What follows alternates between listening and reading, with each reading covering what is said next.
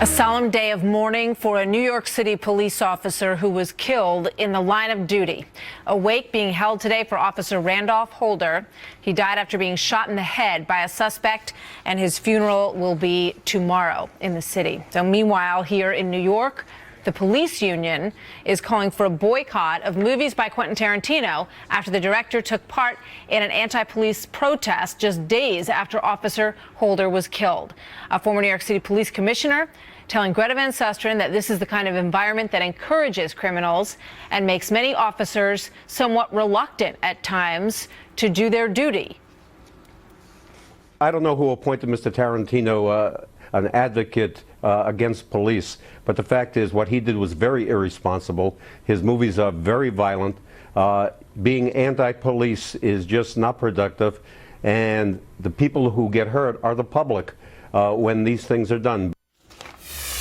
Joined now by Leslie Marshall, syndicated radio talk show host and a blogger for the Huffington Post, and David Webb, host of the David Webb Show on SiriusXM Patriot, a columnist for The Hill.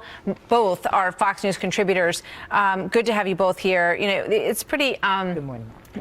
It's tasteless and outrageous that many would say that Quentin Tarantino would stand up at a parade and a protest in the city and stand in front of a podium that says "Rise up, stop police terror," and talked about the violence that he sees being done on the part of police officers in this city when this police officer's body has not even yet been laid to rest. Leslie, what do you think?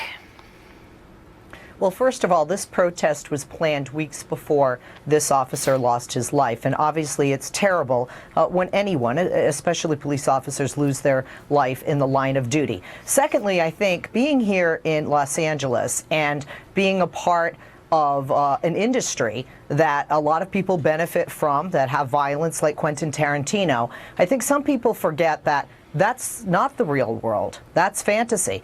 And Quentin Tarantino, although he may profit from that, he has every right to his personal opinion.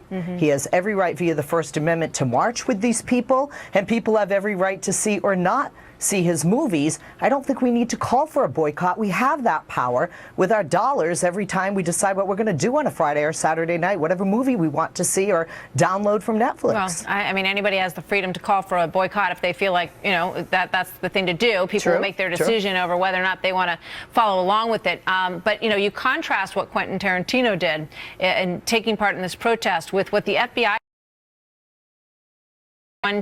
he spends time with police officers, with agents. He wants to know what's going on the ground. So that's what he did in this instance. And here's what he was told. Let's play it. I spoke to officers privately who described being surrounded by young people with mobile phones held high, taunting them when they get out of their cars. They said to me, "We feel under siege and we don't feel much like getting out of our cars."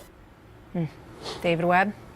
You know, first, Martha, to Leslie's point, Quentin Tarantino went to a rally that was planned weeks ago, but his comments weren't set in stone weeks ago. He said what he said. The left that likes to equivocate, especially the elitists in Hollywood, they don't equivocate when a black man who was a police officer, either his black or his blue life didn't matter. You know, the boycott up to the people. Tarantino's just another elitist Hollywood person.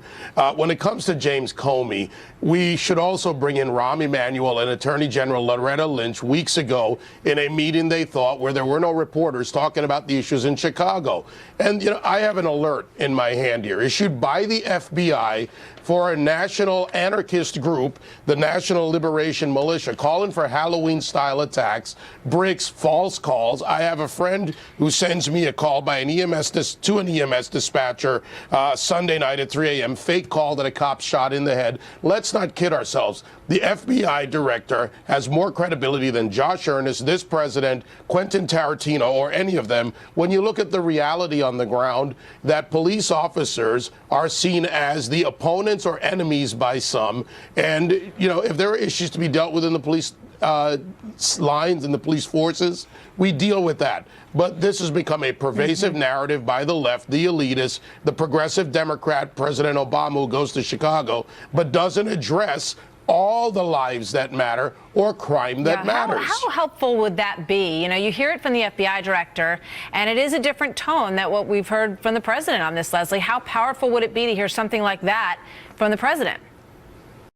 Well, first of all, and even Mr. Comey has admitted there is no research that backs up what he said in his discussion with those officers in that city. What we do see with research is there's an increase in gang activity, there's an increase in drugs. Do you think it's not true that given everything that's been happening, that many police officers are reluctant or nervous about getting out of the car and being videoed? You know what? Honestly, the police officers that I've spoken with, not only here in Los Angeles, where we have an increase in violent crime within our city, but throughout the country, are very brave people who sign up to put their lives on the line, who are out there to serve and to protect, and they're not afraid to get out of their car because some college kids are going to snap their pictures because they have nothing to hide, because they're there to do their job, and they're there to do their job the proper way to be trained.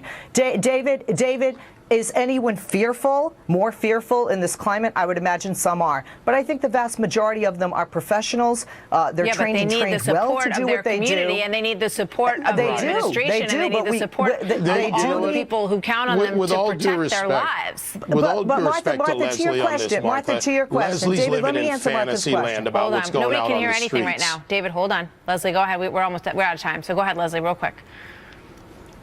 Martha, to your point, the president standing up and saying, you know, and echoing what the FBI director has said, I don't really feel makes a difference. I really don't. When he speaks, it makes a difference, but when he doesn't speak, it doesn't make a difference.